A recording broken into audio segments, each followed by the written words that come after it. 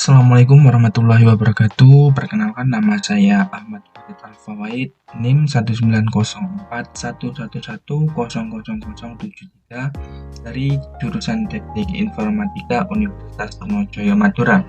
Pada kesempatan kali ini saya akan menjelaskan terkait media pembelajaran dengan tema edukasi bermedia sosial di internet yang telah dilaksanakan di SMA Negeri 1 Getek, Kecamatan Getek, Kabupaten Mojokerto, Jawa Timur.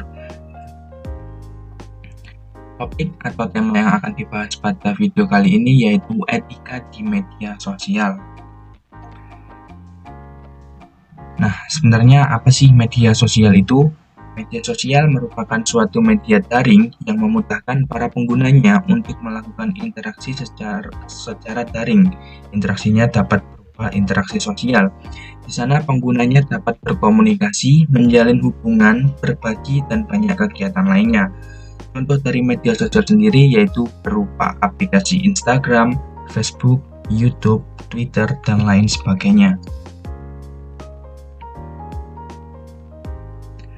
Nah, terdapat beberapa hal atau beberapa etika yang harus dilakukan pengguna yaitu di media sosial. Yang pertama, jangan terlalu mengumbar informasi pribadi. Pengguna harus bijak dalam menginformasikan privasi atau kehidupan pribadi. Jangan terlalu mengumbar hal-hal pribadi di jejaring sosial, apalagi sesuatu yang sensitif dan sangat bersifat pribadi. Yang kedua, hindari penyebab sara, pornografi, dan aksi kekerasan. Tidak menyebarkan informasi yang berhubungan dengan sara, suku, agama, dan ras, dan pornografi di jejaring sosial. Sebarkanlah hal-hal yang berguna yang tidak menyebabkan konflik antar sesama pada situs jejaring tersebut. Hindari mengupload foto-foto kekerasan seperti foto korban kekerasan, korban kecelakaan lalu lintas, maupun foto kekerasan lainnya. Karena foto-foto kekerasan ini sudah dilindungi dengan UU ITE. Jadi ketika foto tersebut tanpa izin di media sosial, penyebar foto tersebut dapat dikenakan sanksi ataupun hukum sesuai dengan yang berlaku di negeri ini. Kemudian hal terlarang pada contoh yang kedua tadi yaitu seperti berikut: terlalu banyak monyet, menyebutkan negara asal atau ras yang tinggal di negara kita, ataupun orang-orang menyebut ras adalah parasit yang biasanya hanya mencari untung. Nah, hal ini dilarang dilakukan di media sosial karena dapat menimbulkan konflik antar ras, suku, ataupun negara.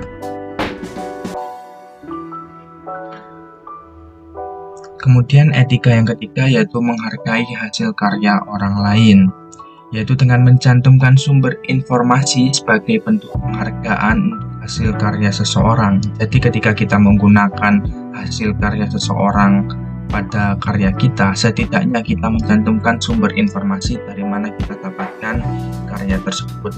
Yang kedua, etika dalam berkomunikasi, yaitu menggunakan kata-kata yang layak dan sopan pada akun-akun jejaring sosial yang kita miliki. Pergunakan bahasa yang tepat dan menyesuaikan dengan siapa kita berinteraksi. Contohnya adalah seperti berikut. Yang benar adalah seperti gambar yang kiri ketika kita melakukan komunikasi dengan orang-orang tertentu. Contohnya adalah dosen atau guru kita. Yang pertama yang dilakukan adalah mengucapkan salam, kemudian memperkenalkan diri, kemudian menyampaikan maksud atau tujuan yang ingin disampaikan. Jika sudah, yaitu mengucapkan terima kasih, kemudian salam kembali. Contoh yang salah seperti pada gambar yang di kanan. Contohnya adalah langsung dengan tujuan tanpa sopan santun, seperti malam Pak, besok tunggu saya ya di ruangan Bapak jam 8-an bisa Pak, saya mau ngumpulin tugas. Nah, jika seperti itu, maka orang yang akan kita hubungi menganggap kita tidak punya sopan santun atau etika. Hasilnya orang tersebut akan marah, seperti contoh pada gambar yang kanan. Saya pastikan nilai Anda E semester ini pada mata kuliah saya, lain kali belajar sopan santun. Jadi jangan dilakukan seperti pada gambar yang kanan ya teman-teman. Kemudian hal yang selanjutnya terkait etika di media sosial yaitu periksa kebenaran berita. Pengguna jejaring sosial dituntut untuk cerdas dalam menangkap sebuah informasi.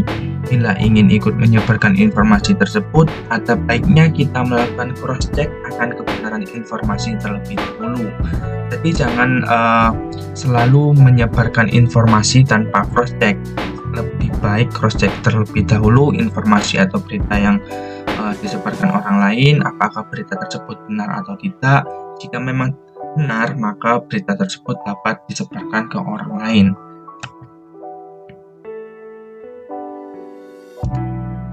Nah, kemudian ada pembahasan terkait hoax. Sebenarnya apa sih hoax itu? Menurut Kamus Besar Bahasa Indonesia, hoax adalah berita bohong atau tidak bersumber. Dalam Oxford English Dictionary, hoax didefinisikan sebagai malicious deception atau kebohongan yang dibuat dengan tujuan jahat. Sayangnya, banyak netizen yang sebenarnya mendefinisikan hoax sebagai berita yang tidak saya sukai.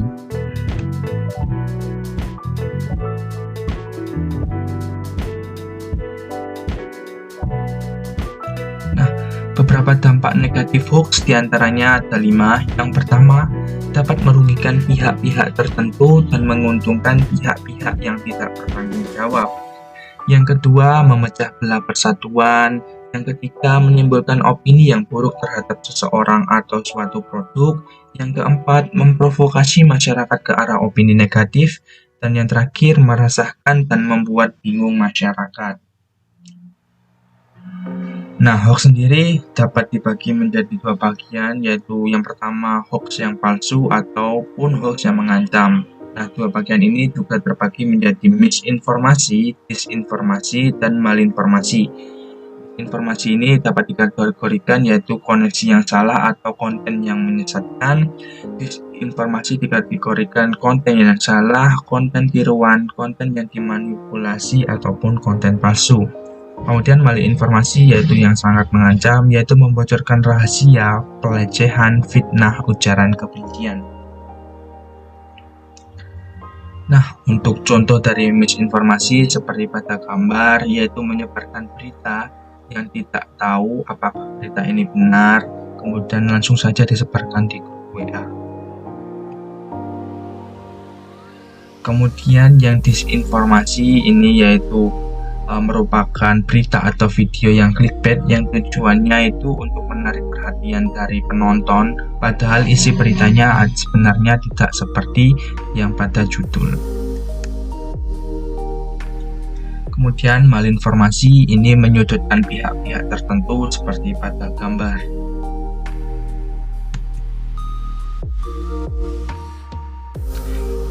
Bagaimana sih cara mengidentifikasi hoax? Nah, hoax dapat diidentifikasi dengan beberapa cara seperti berikut.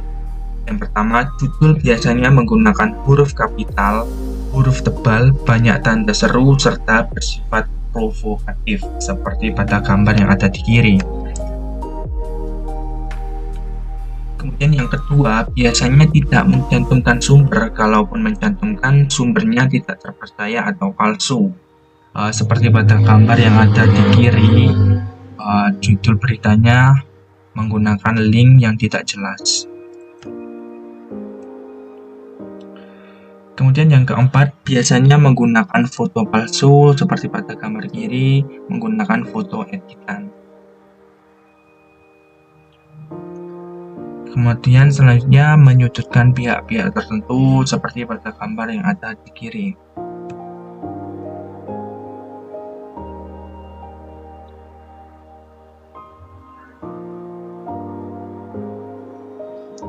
Nah, beberapa tips untuk melawan hoax dapat terbagi menjadi 4 tips. Yang pertama, jangan langsung membagikan berita yang tersebar di media sosial seperti Facebook dan WhatsApp.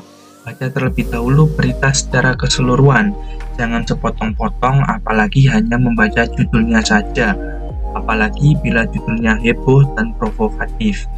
Yang kedua, cek kebenaran berita. Bila berita tersebut benar, biasanya ada banyak situs yang memuat berita tersebut.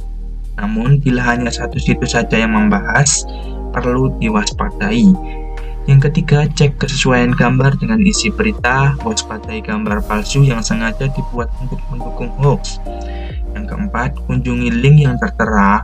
Cek apakah link sesuai dengan berita, situsnya resmi atau tidak, pemilik akun bisa dipercaya atau tidak. Terima kasih. Penjelasan sebelumnya adalah terkait edukasi bermedia sosial di internet, di mana sumber materinya diambil dari CFDS, yaitu Center for Digital Society. Mungkin itu saja yang dapat saya sampaikan. Apabila ada salah kata, saya mohon maaf yang sebesar-besarnya. Wassalamualaikum warahmatullahi wabarakatuh.